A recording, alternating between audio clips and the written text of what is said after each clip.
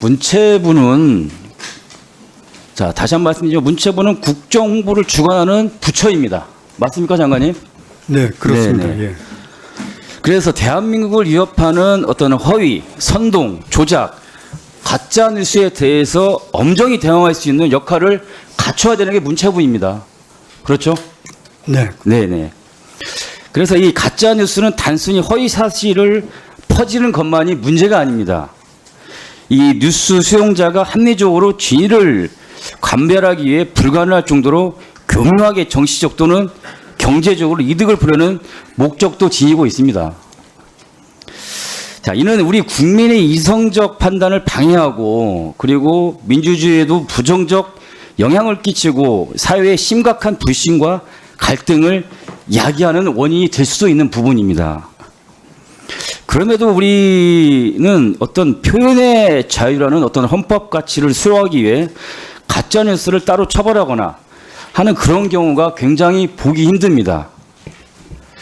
대신 정부가 나서서 문제가 되는 것은 바로잡아야 하고 적절한 대응에 나서는 것이 저는 당연하다고 봅니다. 그래서 장관님, 우리 가짜뉴스에 대한 대응은 AI 가짜뉴스 감지 시스템 개발 또는 플랫폼과 협력해서 자정기능 강화 그리고 뉴스 수용자 미디어 리터시 교육 강화 등에 초점을 맞춰줘야 된다고 좀 보고요. 또 그렇게 좀 돼가고 있는지 장관님께 한번 여쭤보고 싶습니다. 네, 제가 저희 부처 내 가짜뉴스 퇴치 TF를 만든 이유는 가짜뉴스는 우리 사회의 갈등과 반목을 조장하고 신뢰를 파괴하는 악성 정보 전염병이기 때문입니다. 언론중재위 활동도 있지만 언론중재위는 시간이 걸립니다. 판정을 하는데. 그래서 신속하게 과학적인 시각과 어떤 미디어 관계자들 전문가를 통해서 이 문제에 대해서 환기를 시키기 위해서 만든 겁니다. 지금 말씀하신 AI 기술을 활용한 가짜뉴스의 디지털화 그런 문제에 대해서는 지금 전문가를 포함해서 정부 다른 부처하고도 의논을 하고 있는 상황입니다. 네네. 실제로 우리 이 가짜뉴스의 정도를 넘는 이 문제는 우리 정부뿐만이 아닙니다. 역대 정부에서 이런 가짜뉴스에 대해서 나름대로의 대응을 가졌던 부분이 있는데요. 자, PPT 한번 좀 봐주세요.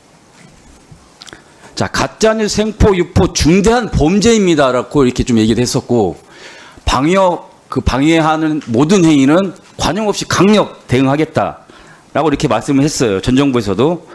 자, 이전 정부에서 가짜뉴스를 두고서 중대 범죄, 관용 없이 강력 대응 이런 식으로 국민을 핍박하고 처벌까지 서슴지 않았습니다. 근데 심지어 당시에 가짜뉴스 치부했던 내용들을 저희가 다시 한번 살펴보면요. 어떤 내용들이냐면 백신을 맞으면 경련, 마비가 올 수 있다. 우리나라 백신 선택권이 없다. 이런 이야기들은 모조리 가짜뉴스 취급을 했습니다. 근데 실제로 어떻습니까? 어떤 우리 국민들이 피해 사례를 보면은 실제 백신 피해자 존재하고 초창기에 물백신 논란도 있었습니다. 얀센이나 아스트라제네카 밖에 없었고요.